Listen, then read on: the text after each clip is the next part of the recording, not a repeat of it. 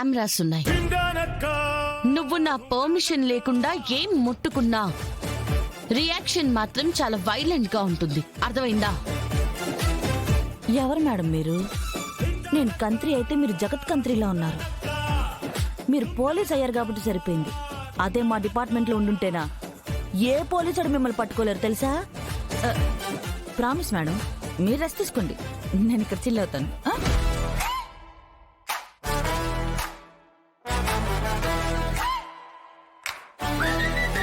మనం ఓటమిని అంత సులువుగా అంగీకరించకూడదాను. డబ్బు లేకపోతేనే నగలు కొట్టేద్దాం.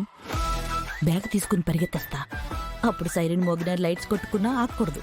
బయట నువ్వు పోలీసులు కనిపెట్టేలోపు పారిపోవాలి. ఎంత చెప్పాక కూడా మళ్ళీ నగలున్న బ్యాగ్ దగ్గరికి ఎందుకు వెళ్ళింది? మనిషికి పెద్ద శత్రువు అత్యాస అంటారు కదా కేడి. ఆ అత్యాసతోనే మన వాళ్ళు వచ్చేలోపు ఆ బ్యాగ్ తీసుకుని పారిపోదాం అనుకుంటుంది. మరి ఇప్పుడు డ్రాగన్ ని ఎలా ఆపుతాం?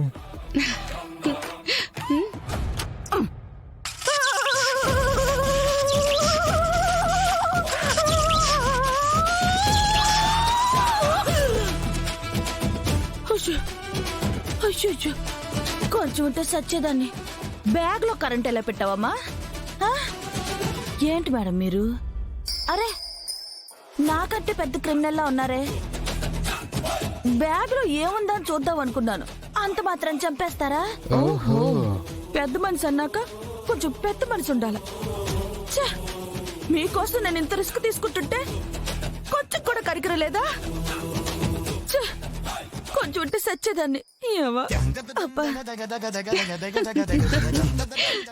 ఇప్పుడు డ్రాగన్ లైన్ లోకి వచ్చింది కదా దాత్రి. అవును కేడి. ఏంట్రా మమ్మేదో క్రైమ్ చేసినట్టు క్రిమినల్ తో మాట్లాడినట్టు మాట్లాడుతున్నావు? అది ఏదో తప్పు చేసుంటుంది. అందుకే అత్తయ్య దారిలో పెట్టడానికి ఒక దెబ్బ వేసుంటుంది. దానికే ఇంత రాద్దంతం చేయాలా? తప్పు చేసిన ప్రతిసారి కొట్టి దాన్ని సరి చేయాలి అంటే ఈ పాటికి నీ చెంప మీద పర్మనెంట్ టాటూని పడి.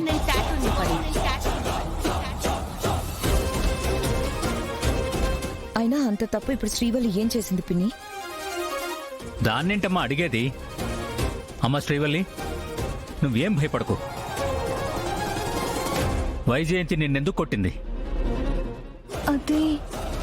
అది అమ్మ వదిన వాళ్ళు అక్క షేర్స్ ఎవరికో అమ్మాలని మాట్లాడుకుంటున్నారు.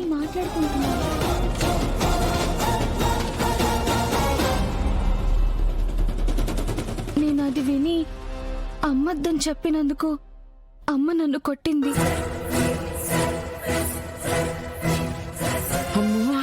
చెప్పేసింది, అయిపోయింది. ఈ దినంతో నాకు ఇంటితో రుణం తీరిపోయి ఉండదు. గుడిలో గంట మాదిరి ఇప్పుడు నా మొగుడు వచ్చి నా చెంపలు వాయిస్తాడు. ఏంటి, షేర్స్ అమ్మాలని చూస్తున్నారా?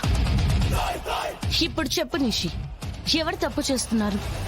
ఇప్పుడు ఎవరిని కొట్టి దారిలో పెట్టాలి? ఏంటే ఇప్పుడు నన్ను కొడతాను అంటున్నావా? అన్న డౌట్ ఉంటే తీసే నిషి. శ్రీవల్లి చెప్పింది నిజమే అని తెలిస్తే అప్పుడు ఖచ్చితంగా నిన్ను కొడతాను. ఎంత ధైర్యమే నీకు? నిన్ను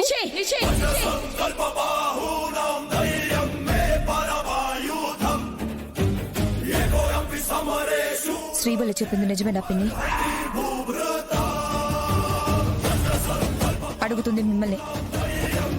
శ్రీవల్లి చెప్పింది నిజమేనా? ఎవరో ఒక అనామకురాలు చెప్పిన మాటలు విని నీ కుటుంబాన్ని అనుమానించి అవమానిస్తున్నావాక? సొంత మనుషుల కంటే ఇలా దారిని పోయి దరిద్రాల్ని నమ్మటం, మనల్ని అవమానించటం మనకి కొత్తేమీ కాదు కదా యువరాజ్. ఎందుకక్క మేమంటే అంత చులకం నీకు? ఎందుకు మమ్మల్ని ఇలా ప్రతిసారి అవమానిస్తున్నావు? ఇన్ని మాట్లాడుతున్నారు కానీ శ్రీవల్లి చెప్పింది నిజమో కాదో చెప్పడం లేదు.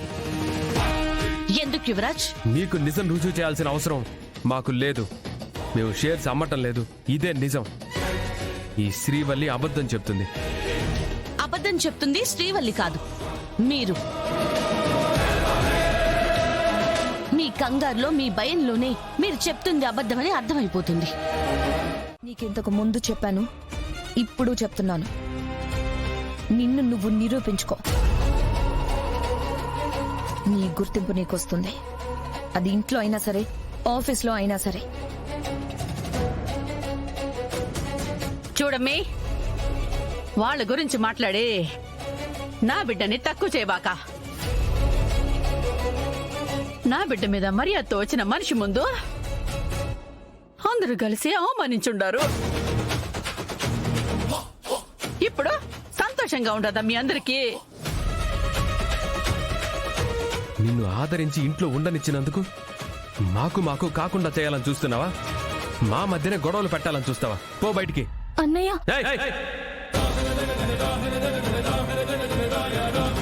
ఆ పిలుపుతో పిలిచే అర్హత కోల్పోయావు. పో బయటికి.